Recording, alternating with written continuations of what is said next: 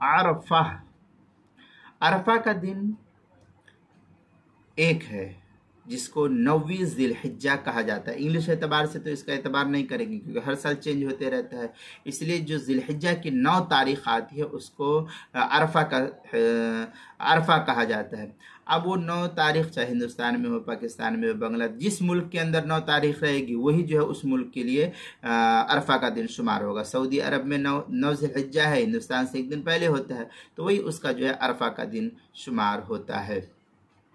चुनांचे अरफा का दिन एक है, यानी ज़िलहिज्जा की 9 तारीख को यौम अरफा कहा जाता है। इस दिन का रोज़ा रखना ये बहुत ही नेकियों का रोज़ा है। ये इसके लिए रोज़ा रखने से इंसान के एक साल के अगले और पिछले जो है गुनाह अल्लाह की तरफ से ख़त्म कर दिए जाते हैं, इसलिए इस दिन रोज़ा रखने का खूब एहतमाम करना चाहिए। 9 ज़िलहिज्जा जो हुज्जाज किराम है, हज के दौरान है, उनके लिए नहीं, उनके लिए आमाल होते हैं तो आमाल में कोताही होगी रोज़े रखने की वजह से, तो उनके लिए रोज़ा रखना फ़ुक़हा ने मकरूह लिखा है, उनके लिए रोज़ा नहीं। जो आम आवाम है, जो हुज्जाज किराम नहीं है, मक्का से दूसरे मुल्कों के अंदर है, तो वहाँ पर जो है अपने अपने वतन के अंदर है, तो फिर वहाँ पर जो है वो रोज़ा रखे, ये उनके लिए बेहतर है।